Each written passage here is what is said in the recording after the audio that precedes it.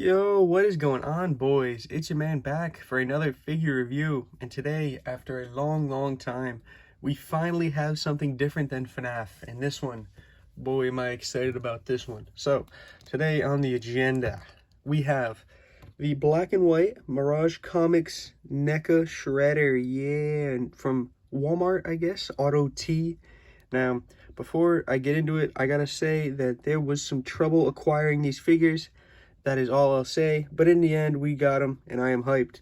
So, taking a quick look over this man, you can see he's got that great black and white comic detail from the Mirage comics. I'm a big fan.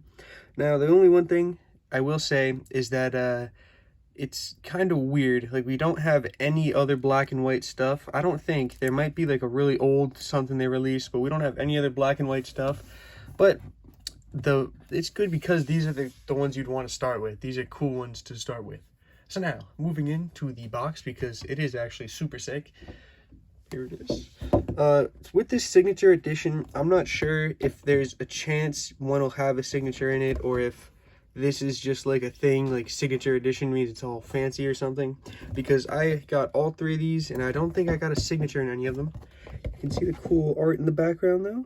And I thought when I first saw him, I didn't take him out the box. I thought the Eastman signature was real there. No, it is not. But really cool design. I like these new boxes, the Mirage ones. The only thing, I wish they were straight squares instead of this weird rectangle action. But it's not bad. They look good enough where I'll forgive them. So now, continuing on, looking at this man and looking at the paint and sculpt. So, sculpt-wise, just to get out of the way, it is all reuse. It's pretty much, I think, one for one from the original 2016 SDCC Mirage Shredder, which it's a really good design, so I don't really blame them for not making another one. Like, NECA, they're not really the line. They're not like Marvel Legends, where every time they make a figure, they have to start over from scratch. This figure's garbage, make a whole new one. Excuse me.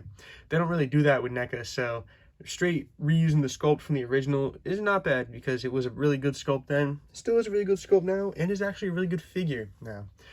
But going in from the more important part of the paint, I think it actually is really good on this guy. I really like the way it looks. I've heard some people say they do not like the shading, it doesn't look very good, but I'm a fan of it. I think the one problem with the paint is that there is so much paint on this figure. Like, I'm used to having NECA where there's a lot of paint, but there is so much paint on this figure, it's unbelievable. Moving the joints, they're super sticky out of box, so be very careful. The hips on mine are really not even good. I didn't go in and loosen them up, so I'm just going to leave them and hope for the best. But just keep that in mind if you get the figure. In between the legs, the feet, and everything, it's very sticky and painty. But it looks good, so I'm not mad at the paint. And quality-wise, it's pretty decent, I'd say.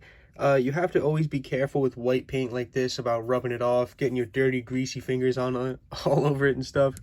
And if you can even see it, I think his right bicep left for me is a little scuffed up. It was like that out of box. I don't know if someone was manhandling it in the factory or what was going on, but it's a little sad. But it's one of those things you won't notice unless you're looking for it. So unless you actually ruin the paint, there is nothing you really have to worry about other than out of factory straight errors, which I've seen some people get squished boxes, but I really haven't seen much wrong with the figure.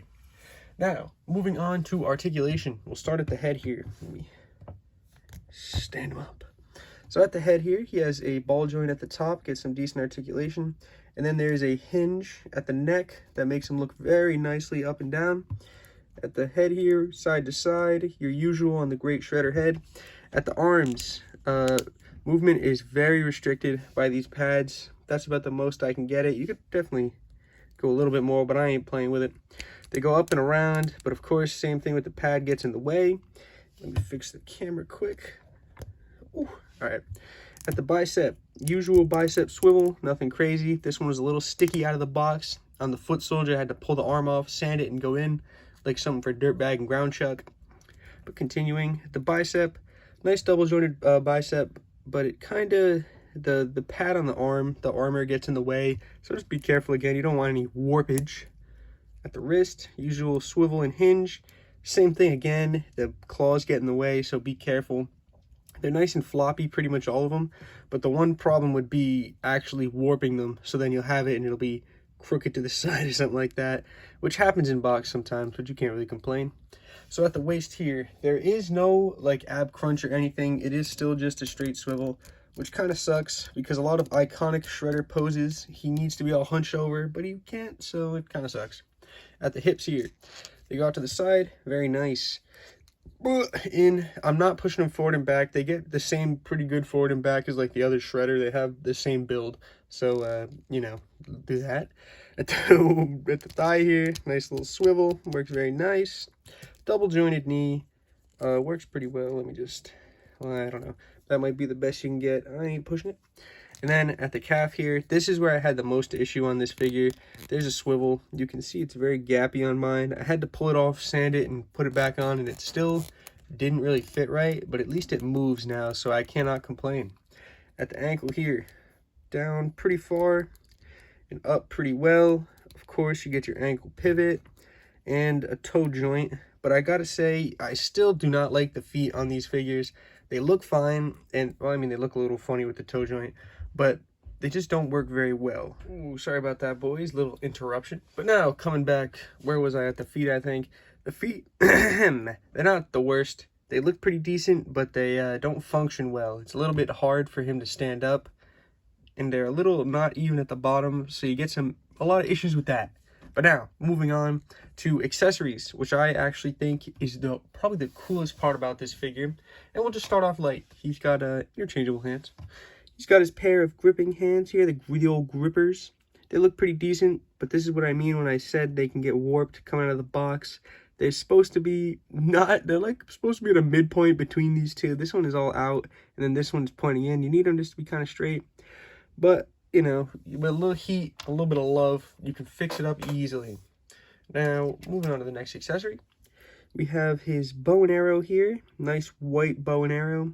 Design, of course, is pretty basic, but when it's black and white, there's not much you can really do in terms of, you know, detail. Then we got a nice actual string here. I'm sure you can pull it and actually have him shoot the arrow, but from having used the Taskmaster, the Marvel Select Taskmaster arrow, this gets super floppy and looks terrible if you actually do that at all, so I'm not doing that at all. Sorry, gentlemen. And then for the bow, he comes with a long arrow.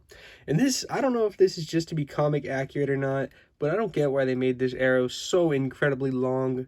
Like, I feel like with the figure, there ain't no way you're getting this in like a pulled, drawn back bow pose. Well, Neca doesn't really have the articulation to do that to begin with, but especially with an arrow this long, like, this is nuts. You ain't gonna be able to get nothing done. And now, moving on to his final accessory, and personally my favorite, we got the Sai on a chain, or whatever this is.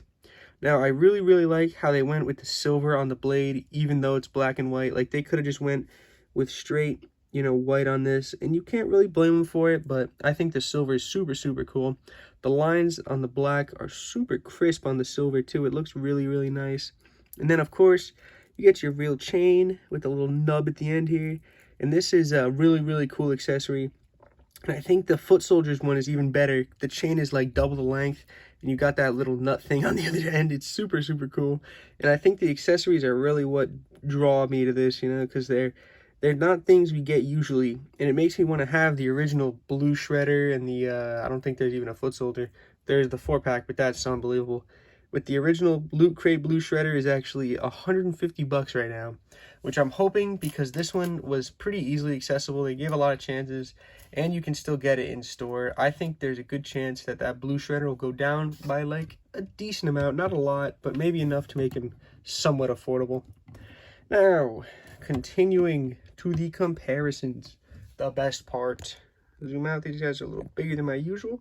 So, starting off with my couple of other Mirage figures I have. We got the Utrom, and we got Mr. Casey Jones here.